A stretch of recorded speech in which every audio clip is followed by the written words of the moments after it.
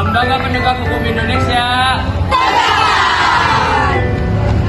Jadi teman-teman, apa sih Kejaksaan Republik Indonesia? Kejaksaan Republik Indonesia adalah lembaga pemerintahan yang melaksanakan tugasan negara secara merdeka, terutama pelaksanaan tugas dan kewenangan di bidang penuntutan. Ketiga nilai utama yang dijadikan selama oleh Kejaksaan Republik Indonesia yaitu Satya Adi Wicaksana. Yang pertama itu ada nilai Satya. Nilai Satya ini mengajarkan tentang kesetiaan yang berlandaskan kejujuran. Kesimpulan dari misi yang ada pada Kejaksaan Republik Indonesia itu, poin pertama, kedua dan tiga itu bersumber pada sumber daya manusia agar melahirkan sebuah jaksa yang berprofesional dan dapat membantu segenap masyarakat dalam memutuskan keadilan. Berdasarkan pelaksanaan kekuasaan. Yang pertama adalah Kejaksaan Agung. Nah, Kejaksaan Agung ini berada di ibu kota provinsi negara Indonesia dan wilayah hukumnya meliputi negara Indonesia tersebut. Kepala Kejaksaan Tinggi atau Kadati, yang kedua ada Wakil Kepala Kejaksaan Tinggi atau Wakadati. Terdapat tugas dan wewenangnya yang sebagaimana diatur dalam pasal 30. Yang pertama ada di bidang pidana. Kejaksaan itu mempunyai tugas dan wewenang. Yang pertama adalah melakukan penuntutan. Sudah jelas bahwa jaksa itu memang tugasnya untuk melakukan penuntutan.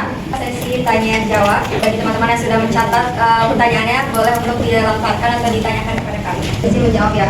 Bagaimana caranya menjadi soal intinya bagaimana caranya kita membuktikan bahwa kita itu bisa menjadi jaksa yang amanah. Tentu yang pertama kali kita lakukan adalah ketika kita mengemban suatu profesi, itu kan kita sudah mengucapkan ucapan atau sumpah janji kita. Bahkan ada beberapa profesi yang memang haruskan untuk mengucapkan janji di atas Al-Quran.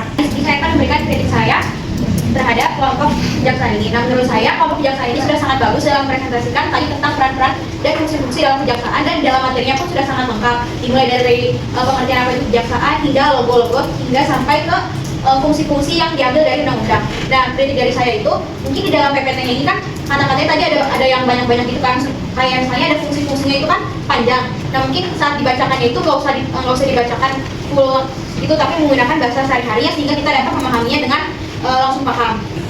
Nah, terima kasih. Mungkin di dalam materi ini sudah cukup bagus. Hanya tadi diperbaiki lagi tentang waktunya.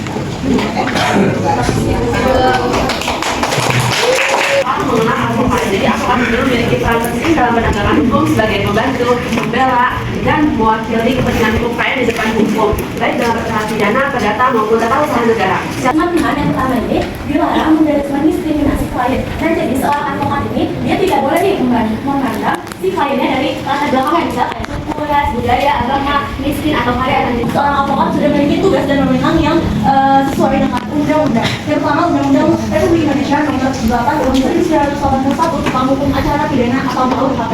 Pertama ada pidana, mendampingi terdakwa atau terdakwa dan memastikan hak mereka dan memberikan pembelaan yang adil. Ada yang bertanya atau memberikan saran ke Assalamualaikum warahmatullahi wabarakatuh. Perkenalkan, nama saya Dimas Rasya dari Akses 11. Di sini ya untuk kelompok advokat, saya ingin mengapresiasi dari kelompok kalian sangat bagus penyampaiannya dan materinya sangat kesesuaian dengan apa yang harus kalian sampaikan. Tepuk tangan untuk kalian. Nah, kelompok advokat di sini saya Dimas Rasya ingin menyampaikan beberapa pertanyaan yang masih saya bingung mengenai advokat.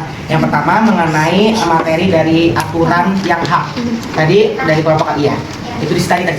Nah, di situ ada hak bebas mengeluarkan pendapat sesuai aturan. Saya ingin bertanya mengenai aturan tersendiri itu apa saja aturannya.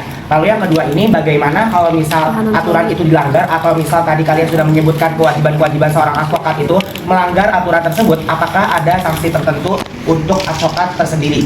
Nah, jadi itu sama kayak yang dijelaskan oleh Bu Adin sebelumnya. Kalau misalnya kita sebelum menjadi seorang advokat itu ada janji-janjinya juga, dia itu harus mengucapkan janji bla bla bla, yang dimana pastinya kalau misalnya dia melanggar, pastinya dia mempunyai hukuman. Nah, di sini aturan yang dimaksud itu dia itu nggak melenceng dari ketentuannya sebagai seorang advokat.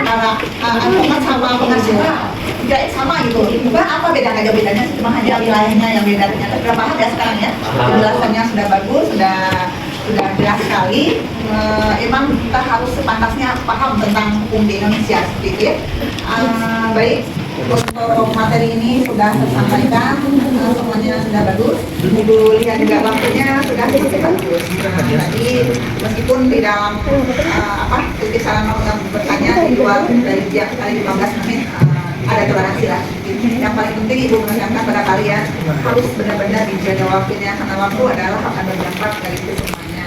Jadi janganlah pernah memaksakan diri untuk menyelesaikan dalam presentasi ya, nggak tahu yang lain kalau Ibu kita harus bisa menertibkan dan mendisiplinkan kita sendiri dalam belajarnya itu. Jadi kalau misalnya itu kembali ke tadi, kalau kalian sudah mulai bagus karena sudah bisa mengeksplor dulu dengan baik, gitu kan? Nanti depan harus lebih baik lagi.